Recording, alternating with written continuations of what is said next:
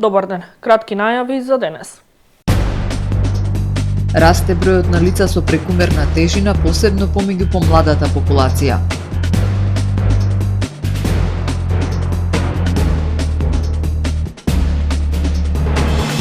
Повремените и сезонски работници добиваат законска заштита.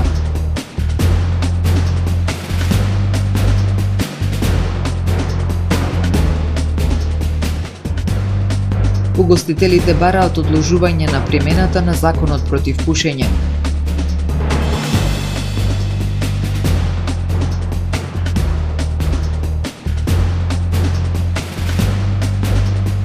Фатен окријанец кој возел со активна забрана за управување возило. Следува временската прогноза.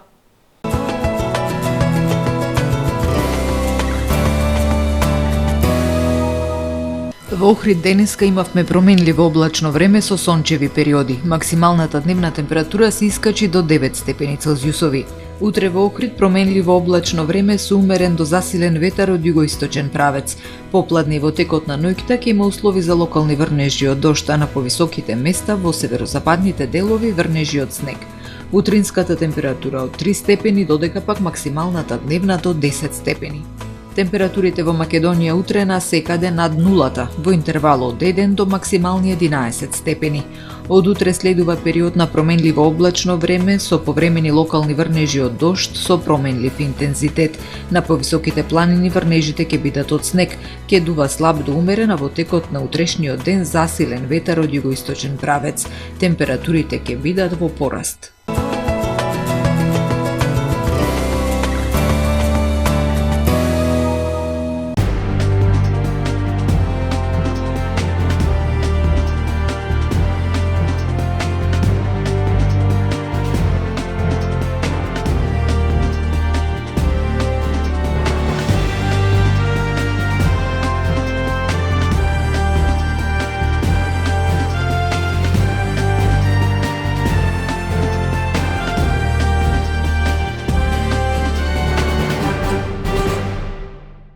Дебелината одамна не е само естетски проблем, туку сериозно хронично заболување со бројни последици по здравјето.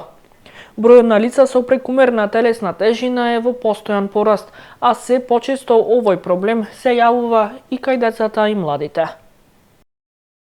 Дебелината одамна не е само естетски проблем. Таа представува еден од најсериозните јавноздравствени предизвици како во светот, така и во земјава, со директни последици врз квалитетот на животот, здравствениот систем и иднината на новите генерации. Според лекарите, бројот на лица со прекумерна телесна тежина е во континуиран пораст, а загрижува фактот што дебелината се почесто се јавува и кај децата и адолесцентите. Дебелината денес е навистина голем јавен здравствен проблем во светот, но и кај нас. Дебелината веќе не представува само естетско нарушување, туку представува едно хронично нарушување кое што е ризик фактор за бројни други заболувања. Прекумерната телесна тежина значително го зголемува ризикот од појава на сериозни заболувања. Лицата со дебелина многу почесто се соочуваат со дијабет тип 2, покачен крвен притисок, покачени масти и липиди во крвта, што води кон метаболен синдром и кардиоваскуларни заболувања.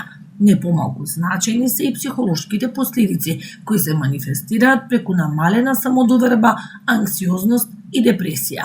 Лицата со прекумерна тежина имаат поголем ризик да заболат од дијабет тип 2 или шеќерна болест, покачен крвен притисок или хипертензија, покачени масти, липиди во крвта, кои што доведува до еден метаболен синдром, кардиоваскуларни заболувања, проблеми со орбетот и со зглобовите, хормонални и репродуктивни нарушувања, но и психички нарушувања заради намалената самодоверба и анксиозност.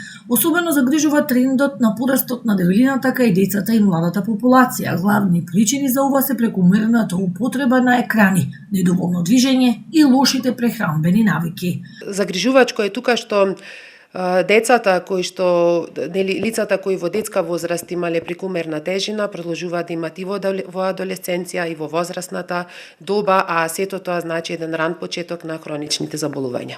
Во обидите за слабење многу луѓе прават исти грешки, применуваат брзи и строги диети, исклучуваат цели групи на храна или користат чудотворни суплементи, што најчесто резултира со јојо ефект и нарушување на метаболизмот. Решението според лекарите е во долгорочна промена на животниот стил. Диета не значи казна. Диета не е измачување. Диета не е некој период од месец, 2 или 3 кој што треба да биде тежок за пациентот и тие да гладуваат. Диета, всушност самиот збор диета означува еден одржлив, долгорочен начин на исхрана со точно пресметани макро и микронутриенти кои што ќе ги задоволат дневните потреби на лицето, а сепак лицето постепено и здраво ќе ја намалува телесната тежина. Како дополнителни клучни чекори во борбата против дебелината се издвојуваат редовната физичка активност, подобрување на квалитетот на сонот и намалувањето на хроничниот стрес. Представници на угостителите денеска на средба со државниот секретар во Министерството за економија и труд побарале прво да се спроведе кампања, па потоа да се започне со примена на законот против пушење. Ова барање ќе се разгледува идната недела на состанок на кој ќе присуствуваат министерот за економија и труд Бесар Дурмиши и министерот за здравство. Најави Дурмиши без да прецизира дали е можно одложување на спроведувањето на законот кој треба да почне на 1 март. На предстојниот состанок нагласи министерот ќе се донесе одлука што ќе биде прифатена од сите засегнати страни, вклучувајќи ги и угостителите. Ги слушнавме забелешките на угостителите кои побарале одреден временски период до стапување во сила на законот, односно да одиме прво со кампања, па потоа со информација додека почне примената, за да бидат на некој начин подготвени. Ние ќе им повториме која е целта и на крај ќе донесеме одлука што ќе биде прифатена од сите засегнати страни, вклучувајќи ги и угостителите, изјави Дурмиши, одговарајќи на новинарски прашања по настан денеска во владата. Законот за работно ангажирање лица кој започна да се применува од 1 јануари, во првата фаза се очекува да формализира околу 5400 непријавени работници во туризмот, угостителството и услугите. Според министерот за економија и труд, со примена на законот ќе настане реформа во повремено и сезонско ангажирање на работна сила, бидејќи овозможува ангажирање на вработени, невработени, студенти, ученици и пензионери, без губење на нивните веќе стекнати права. Законот за работно ангажирање лица представува суштинска реформа во начинот на повремено и сезонско ангажирање на работна сила, истакна министерот за економија и труд Бесар Дурмиши денеска на презентација на законот во владата. Законот стапи на сила од 1 јануари годинава, а тековниот период бил наменет за техничка и институционална адаптација со цел неговата примена да биде усогласена и функционална во пракса. Со законот, напомена Дурмиши, се воведува пофлексибилен и поедноставен модел за легално ангажирање, со јасна правна рамка, електронски процедури за пријавување, одјавување и уплата на придонеси. Овозможено е ангажирање на вработени, невработени студенти, ученици и пензионери, без губење на нивните стекнати права. Во првата фаза законот ги опфаќа дејностите каде што сивата економија е најизразена, при што се очекува формализација на околу 17.400 лица, најмногу во земјоделство, туризам, угостителство и услужните дејности. Според министерот, оваа реформа носи конкретни придобивки за работниците и за работодавачите. Поедноставни постапки, поголема флексибилност, исплата по час и социјална сигурност. Со овој закон испраќаме јасна порака дека државата системски ја поддржува формалната економија и создава стабилна и фер деловна клима. Министерството ќе ги промовира придобивките од законот со кампања под мотото Фер ангажман. Инаку податоците на Државниот завод за статистика покажуваат дека во 2024 година во земјава имало околу 694.000 вработени, од кои приближно 85.000 биле неформално ангажирани. Во полицискиот билтен за изминатото деноноќие, во Охрид регистриран пожар во куќа, опожарено возило. Охриѓанец возел со изречена забрана за управување возило. Во Струга пак полицијата пронашла дрога и оружје во паркирано возило на Партизанска. Синоќа во 20 часот и 35 минути во секторот за внатрешни работи Охрид е пријавено дека настанал пожар во куќа во охридското село Лескоец. 10 минути подоцна во СВР Охрид е пријавено дека на булевар Асном во Охрид настанал пожар во возило Opel Vectra со охридски регистарски ознаки сопственост на 57 годишно лице од Охрид.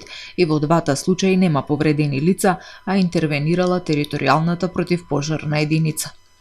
Во 21 часот и 25 минути при контрола во патниот сообраќај на улицата Стив Наумов во Охрид, полициските службеници сопреле патничко возило Volkswagen со охридски регистарски ознаки управувано од 32 годишно лице од Охрид. При тоа било констатирано дека лицето го управувало возилото иако имало изречена заштитна мерка забрана за управување со моторно возило од Б категорија во траење од 3 месеци. По добиени насоки од јавен обвинител, полициските службеници го одзеле возилото и возачките документи, а по целосно документирање на настанот против него ќе биде поднесена соодветна пријава, информираат од СВР Охрид.